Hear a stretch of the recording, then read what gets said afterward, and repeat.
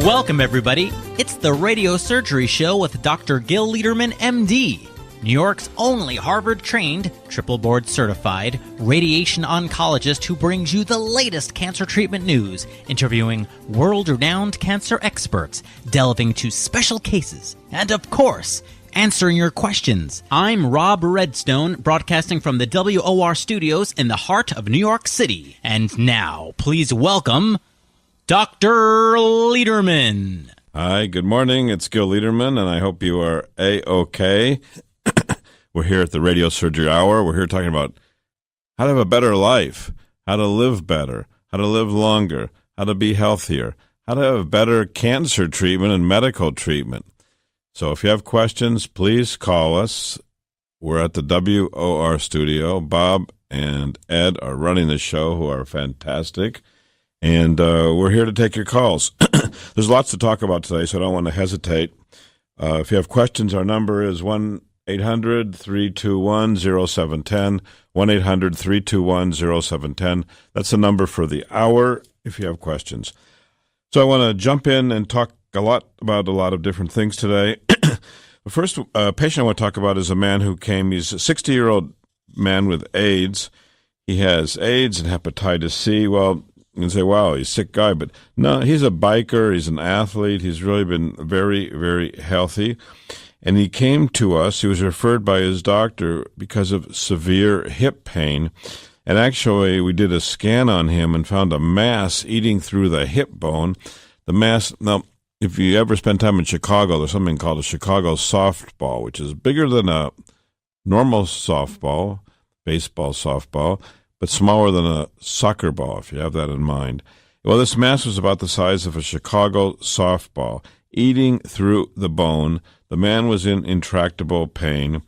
Finally, he got sent to us, and we immediately, this pain was not relieved by narcotics, by the way. He's taking all kinds of pain medicines. It just wasn't helping because the cancer was eating through the nerves, eating through the bone. This is the kind of work we do. And we do it with focused treatment. So with radiosurgery, we're able to hit the cancer, not hurt healthy tissues.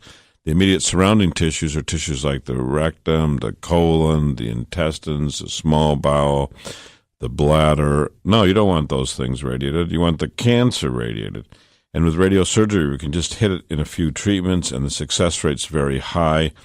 Actually, we've looked at our data, and it's about 90% for metastatic liver cancer treated with radiosurgery. So this man most likely is going to do great. He had his first treatment Friday, just before the weekend, and he's going to get treated again on Monday.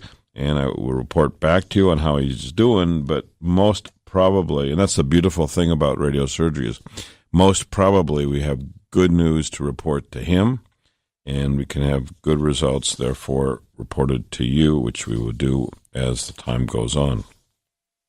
There's an article in the Dow Jones this week talking about Medicare reducing hospital payments. Well, Medicare is like the government insurance plan for certain Americans. They're going to cut payments to hospitals to 2,610 hospitals, 3/4 of the hospitals eligible, because too many patients are getting readmitted within 30 days.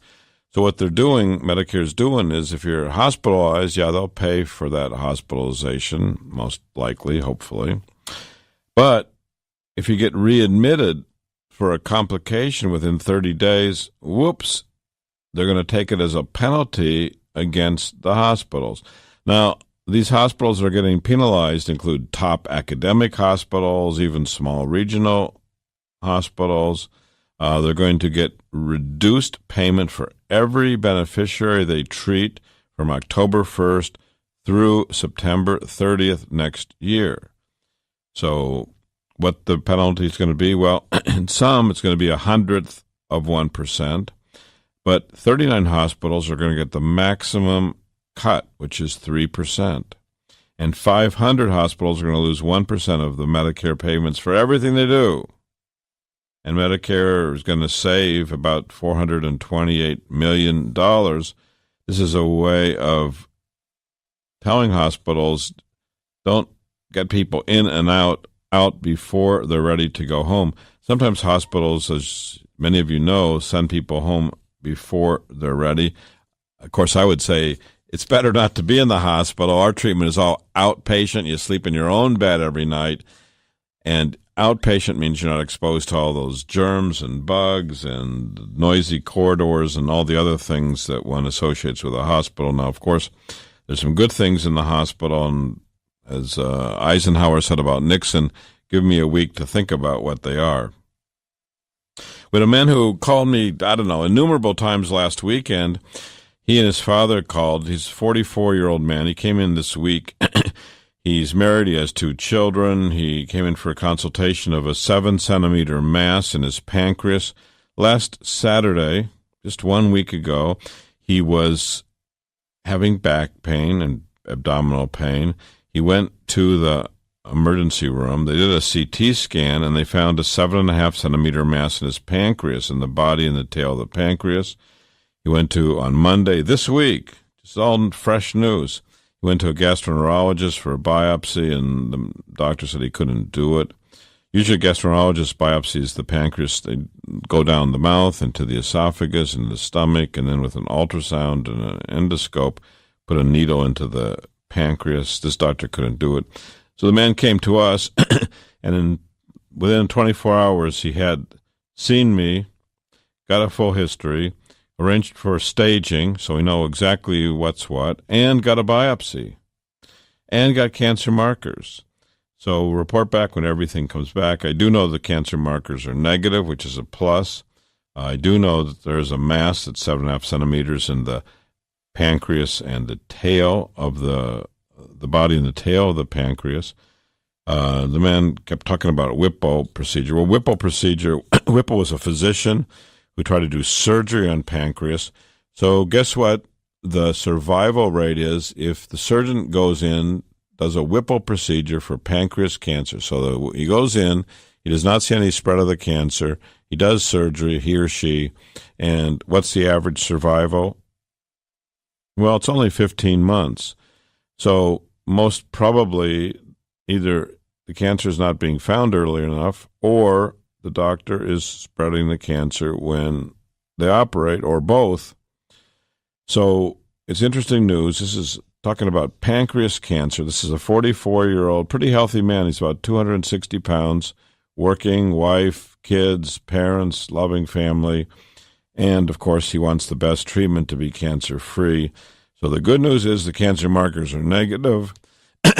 The PET scan does not show any spread. We're waiting for the biopsy report, and we'll get back to you. But of concern is the fact that some people want to do surgery, and the average survival of surgery is only 15 months, whereas we're able to control pancreas cancer where we treat it, whether it's in the pancreas, liver, lymph node, with a local success rate where we treat it of about 90%.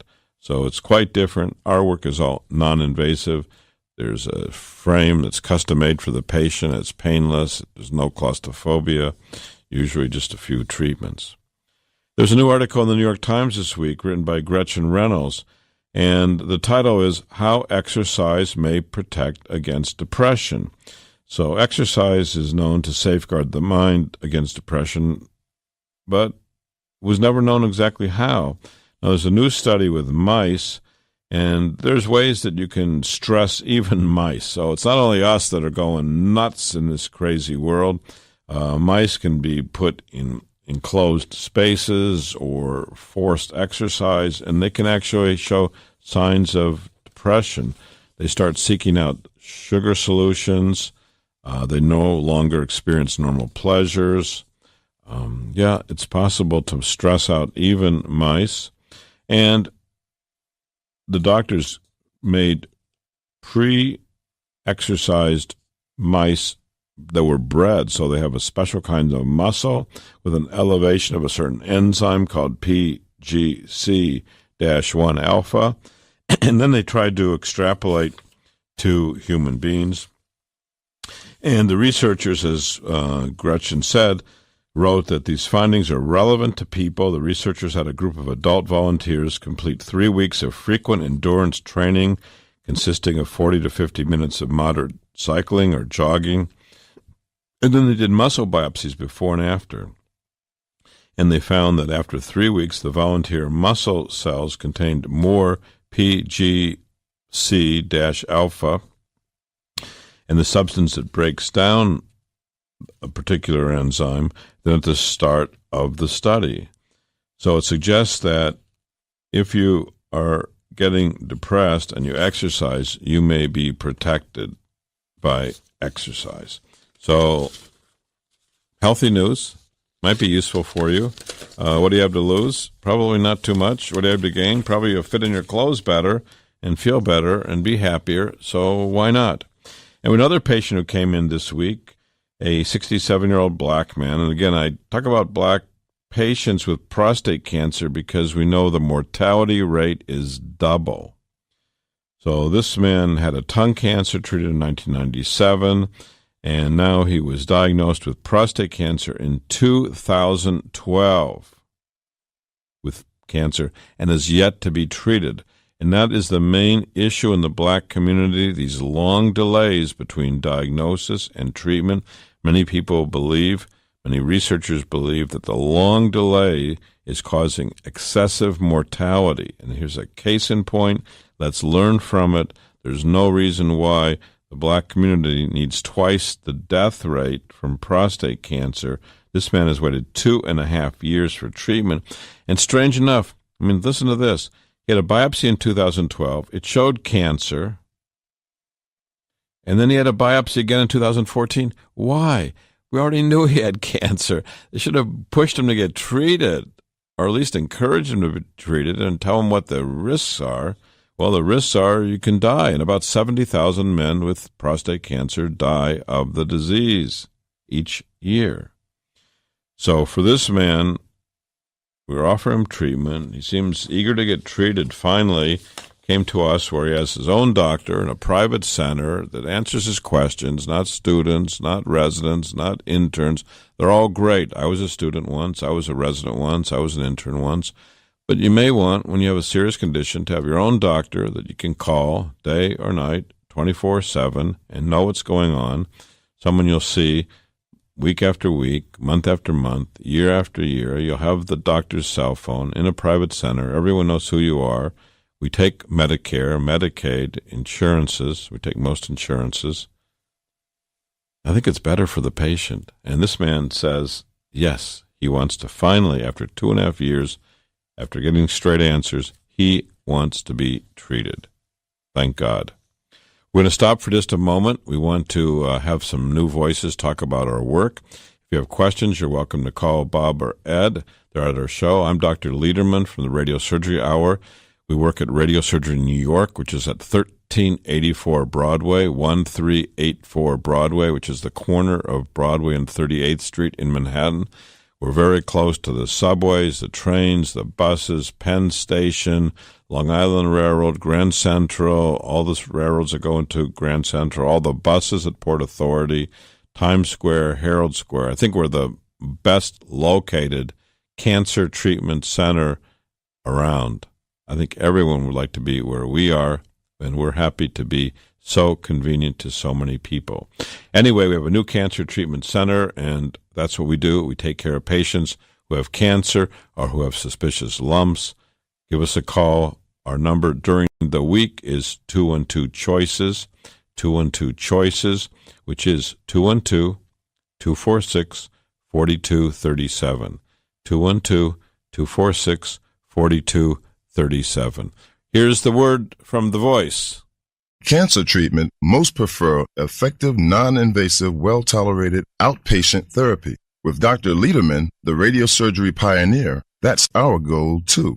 He's first in America, first in New York, first for you with body radiosurgery. We hit your cancer with no cutting, no bleeding. Dr. Lederman has decades of experience with primary and metastatic large or small cancers from head to toe. Cancer treatment with possibly a second chance for you, even if chemo, radiation, or surgery didn't work or isn't tolerated. Our goals are best results and quality of life. Meet Dr. Lederman to hit the cancer. For a free booklet DVD, call 212-CHOICES, 212-CHOICES for a fresh second opinion. Most insurances, Medicare, Medicaid, accepted. Not only super convenient, super. Broadway and 38th in Manhattan. To hit your cancer, see Dr. Lederman, 212 Choices. With Dr. Lederman, the best prostate cancer treatment is custom tailored for you. Each man with prostate cancer is unique and seeks the best results based upon PSA, Gleason score, and stage.